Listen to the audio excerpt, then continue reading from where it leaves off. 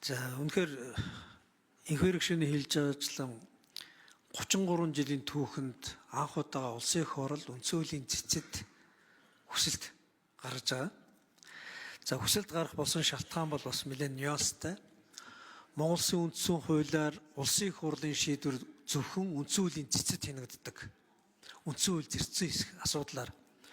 Гэтэл өнөөдөр практик дээр юу болсон бэ гэхээр Монгол Улсын их хурлыг ердийн шүүх дуудаж байгаа. Улсын их хурлын тэмдэглэл, хуралдаанаар шийдсэн асуудал, шийдэх болсон үндэслэл гэх мэтлэн олон зүйлийг шүүх ноцгоорынтын хэмжээнд гаргаж өгөх шаардж байгаа. Улсын их хурл итгэмжсэн төлөөлөгч энэ хуралдаанд томил гэж хэлж байгаа. За агуулга нь юу байсан бэ гэхээр улсын их хурлд ажлаа хариуцсан тайлгнадаг байгууллагын даргыг томилсон чөлөөлсөн асуудлаар нэг иргэн гомдол гаргасан. За энэ практик хууль ёсоор ингээд цаашаа үргэлжлэх юм бол улсын их хурл ерөнхий сайдыг огцруулах, улсын их хурл ямар нэгэн албан тушаалтныг томилох асуудлаар томилогдоогүй хүн улсын их хурлыг шүүхэд өгөх хэмжээний тийм гажуудал үүсгэж байгаа байхгүй юу? Тэгэхээр энэ гажуудлыг бол бид засах ёстой. Монгол улс бол парламентын засаглалтай гэж ярьдаг.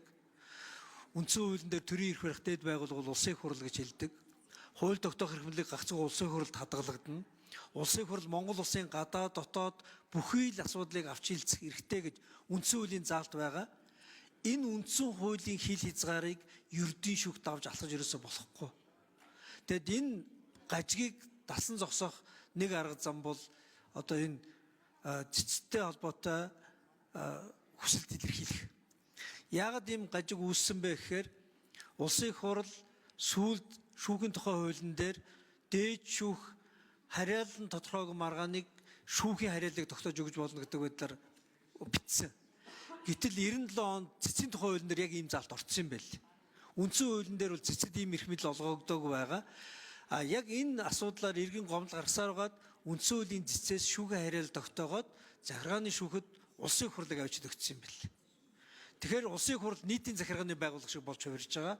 Энэ бол үндсэн хуулийн дэг журам, үндсэн хуулийн суурь байгууллага өөрөө одоо гагахад хүрэх хэмжээний одоо эрсдэлтэй үр дагавар учраас энэ асуудлыг шийдэхийн тулд энэ арга замаар бид явж байгаамаа. Та бүхэн өнөөдрийн энэ асуудлыг хариуцлагатайгаар дэмжиж өгөөрэй гэж хүсэж байна.